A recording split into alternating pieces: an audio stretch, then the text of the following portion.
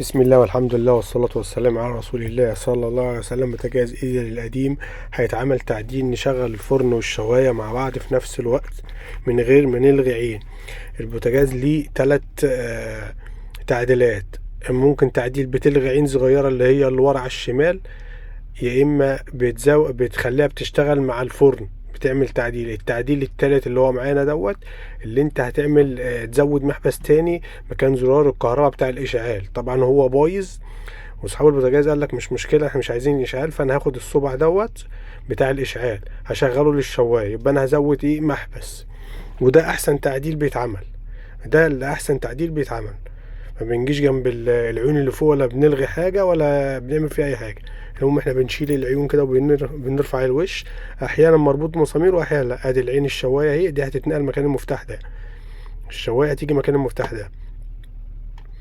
طبعا انا حليت المرايه اللي فوق طبعا، والمفتاح بتاع الكهرباء.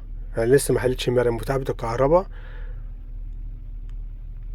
ده اللي هيتشال وهيتعمل مكانه مفتاح. انا بنعلم كده الاول اهوت، الصنب جوه اهو، لازم اديله ضربه كده بعلمه عشان اخرم بالشنيور. فالمرايه دي راكبه بمسمارين فوق ومسمارين تحت، مسمارين هنا كده اهوت واتنين من تحت. اللي بيعمل الشغلانه دي اول مره ممكن يصور فيديو لنفسه كده عشان لو نسى حاجه يعني. انا بنخلعها اهيت. انا حاطط حاجه تحت الماسوره، تحط بنز كده او اي حته حديده عشان لما تيجي تخرم او تدق ما تنزلش معاك. ادي انا خرمت. بتخرم الاول ببنطه رفيعه 3 مللي، 3 ونص، 4 او 5، وبعد كده بنطه 6 مللي، 6 مللي او خلينا مثلا 8 مللي عشان تريح معاك على طول. 8 مللي ينزل على المحبس على طول عدل. ادي المحبس اهوت بنفس الافيز، بس احنا بنجيبه سن بدل الفونيا، بنجيبه سن بيتربط فيه الصامولة. طبعا الصنايعي فاهم الكلام ده. ادي الكليبس اهوت، ده بيمسك كده اهوت المحبس وبينزل على الماسورة من فوق اهو، بينزل من فوق كده اهوت زي المحابس التانية بالظبط، ومسمار سن صاج من تحت. انا كده بنربطه اهوت. ده احسن تعديل بيتعمل للبوتاجاز اللي هو الايد القديم. طبعا انا بفتح الغاز، ده بقى اهم حاجة بنشيك ولا الرباط.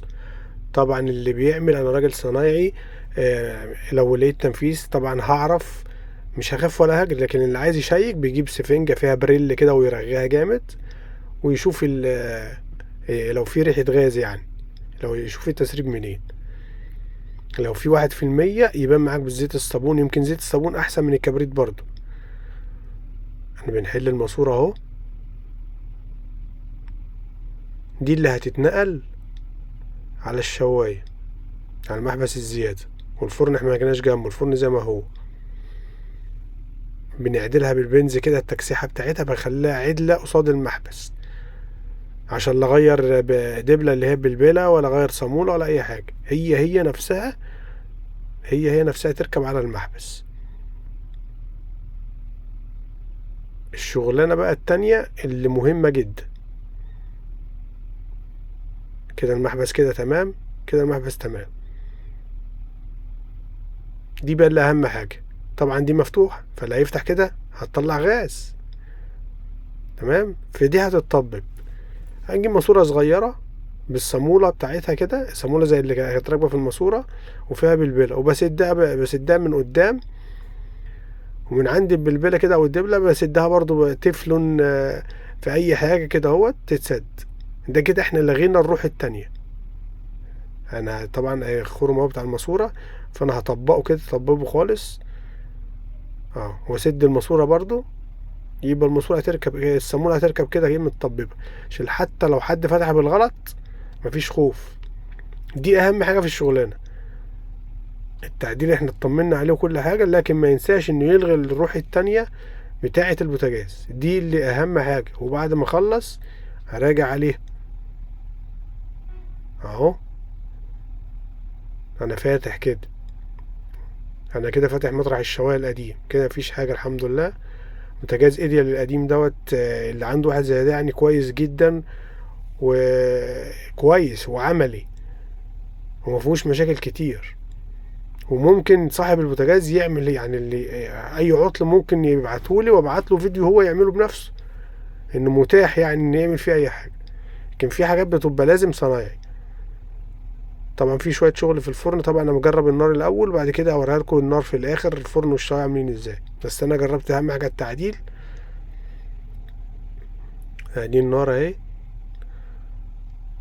وادي الشوايه. طبعا الشوايه واطيه لسه هتتظبط، مش نار الشوايه كويس كده، بس انا بجرب الاتنين يشتغلوا مع بعض في وقت واحد.